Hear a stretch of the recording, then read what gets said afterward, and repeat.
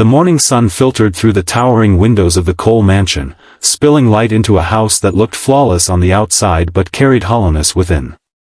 Ethan Cole, a billionaire in his mid-30s, was a man known across the city for his sharp mind, his empire of companies, and his ruthless focus on success. Yet within the walls of his luxurious estate, he was nothing more than a lonely widower with a child he hardly knew how to raise. Since his wife's tragic passing a year earlier, Ethan had buried himself in work, telling himself that providing the best nannies, the best chefs, and the best environment was enough for his daughter. Love could wait, he thought, while business could not. But the truth was, he didn't know how to face his grief, let alone Sophie's innocent needs. That morning, something went wrong. The nanny, who always arrived promptly to manage Sophie's routine, called in sick and couldn't make it.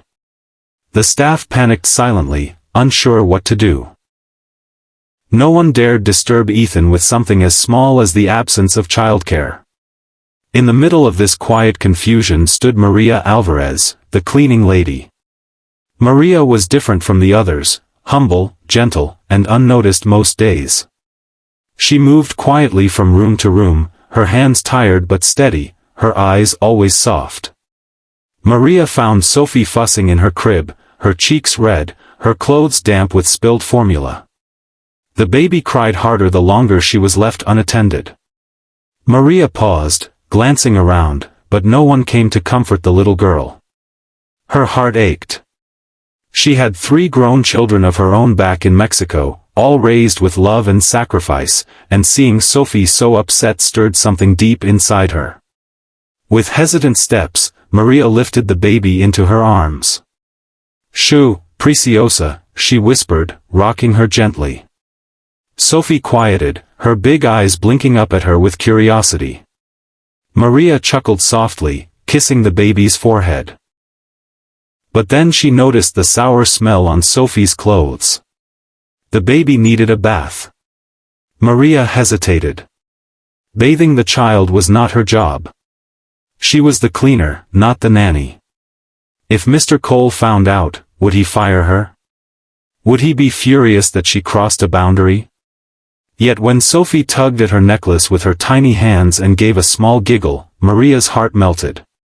This little one needed care, and at that moment, Maria was the only one there to give it. She carried Sophie downstairs into the grand kitchen.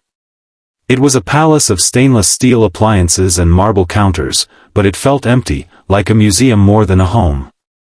Maria rolled up her sleeves, filled the wide farmhouse sink with warm water, and tested the temperature against her wrist.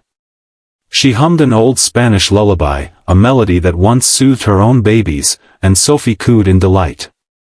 Carefully, Maria undressed her, lowering her into the sink. The baby squealed with joy, splashing water across the polished counters. Maria laughed quietly, her eyes sparkling as she gently washed Sophie with the tenderness of a grandmother. She spoke softly in Spanish, her words like music, "Mi ángel, tan hermosa." For the first time in a long time, Sophie wasn't just tended to, she was loved. What Maria didn't know was that Ethan had returned early. His meeting was cancelled, and for once he wasn't surrounded by his board or investors. He walked into the kitchen, expecting silence, and froze at the sight before him. His daughter, his little Sophie, was laughing in a sink full of bubbles, while the cleaning lady knelt beside her, gently washing her arms and kissing her cheeks. Ethan's heart clenched. It was such a simple, ordinary moment, yet it was everything he had missed. He had provided millions for her future but not a single bath with his own hands. He felt like a stranger watching his daughter's joy, a stranger to his own child. "Maria," he said quietly. Maria startled, her hands pausing mid-air. "Mr. Cole, I'm so sorry," she stammered, her cheeks flushing with fear. The nanny wasn't here, and Sophie needed care. "I didn't mean to overstep." But Ethan shook his head slowly, his eyes fixed on Sophie's glowing smile. "She looks happy," he whispered, his voice breaking. Maria searched his face, expecting anger but finding none. Instead, she saw something unexpected, regret, deep and raw. He took a step closer, his hands trembling slightly. "I don't even know how to do this," he admitted, almost to himself. "I don't know how to bathe her, how to hold her, how to be," his voice faltered. "A father." Maria's gaze softened. She saw not the cold millionaire but a broken man, grieving and lost. "She doesn't need you to be perfect, Mr. Cole," she said gently. "She only needs your love." The silence that followed was heavy but not empty. Sophie splashed water again, giggling so sweetly that Ethan's lips curved into a smile without him realizing. For the first time in so long, he felt warmth, not from wealth or success, but from the pure innocence of his daughter. That night, instead of locking himself away in his office, Ethan stayed. He watched as Maria wrapped Sophie in a soft towel and held her close, humming to her until her eyelids drooped. And then, hesitantly, he asked, "Will you show me? Show me how to hold her like that?" Maria guided his hands, placing Sophie against his chest. Ethan's heart raced as the baby settled into his embrace, her tiny breath warming his skin. She fit there perfectly, as though she had been waiting all along. Tears burned Ethan's eyes as he whispered, "Thank you, for giving me back my daughter." And Maria, her own eyes glistening, whispered back, "She was never gone. She was just waiting for you to come back to her." Loudspeaker hook for viewers. Just like that, everything inside Ethan's mansion began to change. A powerful man discovered love in the simplest act of care, and a cleaning lady became the bridge between a broken father and his child. If this story touches your heart so far, make sure you like this video and subscribe, because the journey is only beginning. The next days in the Cole mansion no longer passed in the same cold routine. Something had shifted inside Ethan. For the first time, he lingered at breakfast to feed Sophie instead of rushing to the office. He stumbled clumsily at first, spilling oatmeal on his expensive shirt, but Sophie's delighted laughter made him laugh too. Each mistake became a memory, and each smile reminded him of what he had been missing. Maria noticed the change. Ethan still carried himself with the same commanding presence in front of his staff and his business associates, but in the quiet corners of the house, he was softer, gentler. He began asking Maria questions, not about cleaning or schedules, but about Sophie. How much formula should she drink? How do you soothe her when she cries at night? What toys help her learn best? Maria, though shy at first, answered patiently, guiding him the way a teacher guides a new student. But change is never without resistance. Some of Ethan's inner circle, his advisors, his assistants, whispered disapproval. "It's not proper for the cleaning lady to be so involved," one muttered. Another said, "People will talk if they see you depending on her." Ethan ignored them, though part of him wrestled with pride. He was a man who built empires, yet here he was learning from someone society barely noticed. One evening, after a particularly long day at work, Ethan came home exhausted. He found Sophie crying in her crib, the nanny nowhere to be seen. Without hesitation, he scooped her up, remembering Maria's instructions.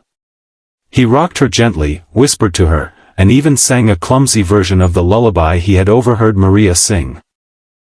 It was off-key, awkward, but somehow Sophie calmed, resting her head against his chest.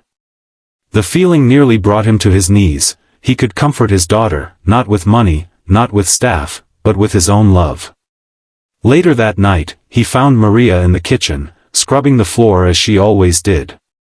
"Maria," he said softly, and when she looked up, he added, "I don't think I've ever thanked you properly. You've given me something priceless." Maria shook her head humbly.